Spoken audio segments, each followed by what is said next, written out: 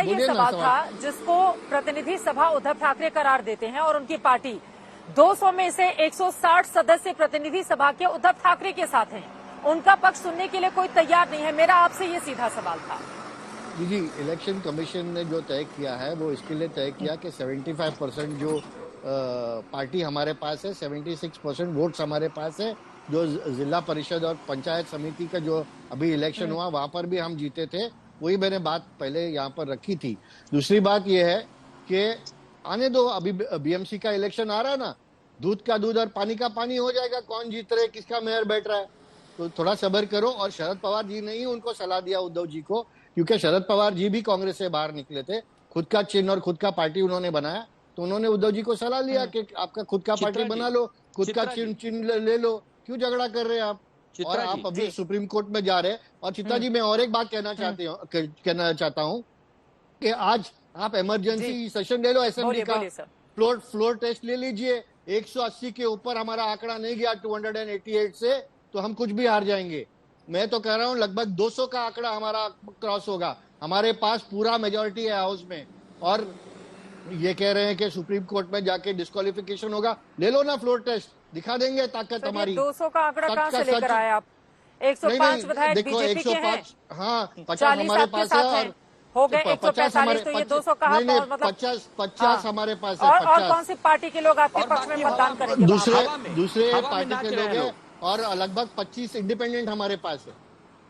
Independent का तो आपने स्ट्रेंथ गिना ही नहीं, तो लगभग 200 नहीं हो रहे हैं, तो नहीं हो जाएंगे। आप फ्लोर टेस्ट में आ जाइए, कांग्रेस से कितने फूटते और एनसीपी से कितने फूटते देखिए, बता देंगे आप। अरे आपको ही नहीं सपोर्ट करते, आपको सपोर्ट नहीं करते वो लोग, मतलब आपको सपोर्ट ही नहीं है वहां पर, आपको सपोर्ट ही नहीं है। लोटस की तैयारी क्या, आप आपके लोगों को संभाल नहीं पा रहे। 50 आमदार आपके नाक के नीचे से निकल रहे हैं, मतलब आप आपका पार्टी संभाल नहीं सकते। अब ऑपरेशन करेंगे, वेरी गुड, बहुत बढ़िया। नहीं, मरीज सोया हुआ है अभी। राष्ट्रीय चैनल पे बैठ के नेता कह रहे हैं कि हमारी तैयारी हो गई है, फोड़ा फोड़ी का खेल अब शुरू होगा। अरे फोड़ा फोड़ी का नहीं, आपके पास समर्थन ही नहीं है, आपके पास समर्थन कर रहे हैं ना, महाराष्ट्र की जनता कभी माफ नहीं करेगी। और हिम्मत है तो 15 दिन में चुनाव डिक्लेयर करिए, 15 दिन में डिक्लेयर करिए चुनाव। आपको दूध का दूध और पानी का पानी याद दिला देंगे। अरे पानी का 15 दिन में चुनाव डिक्लेयर करिए। आज के दिन पे तो करिए, ठीक है, 15 दिन में डिक्लेयर करिए।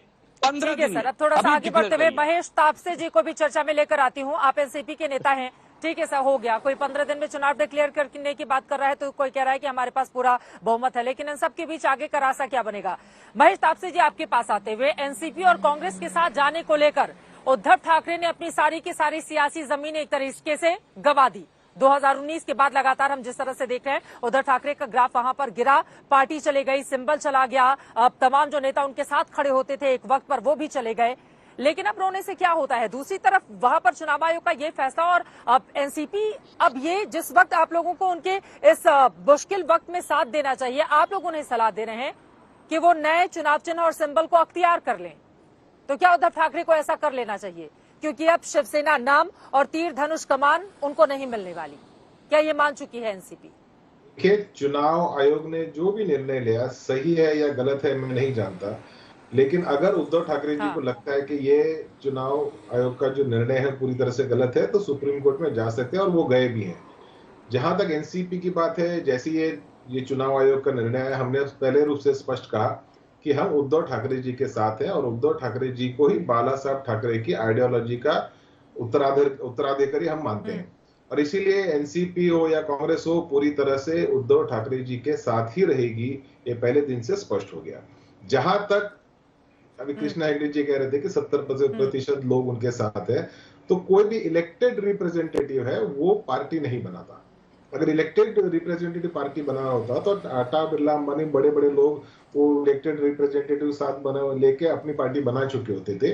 जो भी पार्टी का प्रतिनिधि मंडल होता है, उसका जो सदस्य वो छोटा आदमी रहता है, चाहे वो तहसील का प्रतिनिधि मंडल हो, जिले का प्रतिनिधि मंडल हो, राज्य का प्रतिनिधि मंडल हो, या नेशनल प्रतिनिधि मंडल हो, राष्ट्रीय प्रतिनिधि मंडल हो, तो वहां का जो सदस्य होता है वही पार्टी का चेहरा इलेक्शन आयोग के अंदर होता है। अब एक तरफ जब हम लोग पूरी डिबेट देख रहे तो वहां पे चुनाव आयोग ने उद्धव ठाकरे जी को क्या आपके प्रतिनिधि मंडल आपके लोगों की शपथ पत्र लाइए, वहां पे एकनाथ शिंदे जी को भी कहा गया। तो मेरे ख्याल से मेरी जानकारी है, शायद कृष्णा जी अच्छे बता पाएंगे या दुबे जी अच्छे से बता पाएंगे, मेरी जानकारी ये है कि शिंदे जी ने 5 लाख प्रतिज्ञा पत्र भेजे, वहीं पे उद्धव ठाकरे गुट के 22 लाख प्रतिज्ञा पत्र गए। अब 22 लाख का पर्दा भारी है कि 5 लाख का? देखिए ये बात तो साफ है कि 40 विधायक शिवसेना जी को और उद्धव ठाकरे जी को छोड़ के चले गए, ये बात तय है, उसमें कोई गलत नहीं। बट 40 विधायक 22 लाख लोगों के प्रतिनिधि नहीं है।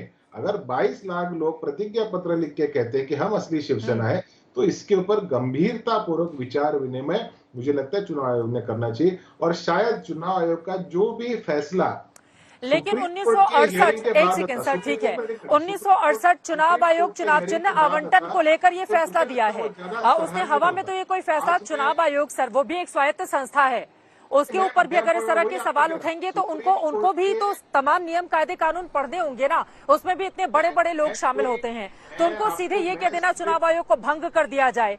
उद्धव ठाकरे ये जो बोल रहे हैं चुनाव आयोग को भंग कर दिया जाए, क्या आपको लगता है कि चुनाव आयोग को भंग कर दिया जाना चाहिए? देखिए उद्धव ठाकरे साहब क्या बोल रहे हैं वो उनकी वाणी है। हमारे नेता ने कहा कि चुनाव आयोग का निर्णय आ चुका है, अब आप अलग से चिन्ह लेके जाइए।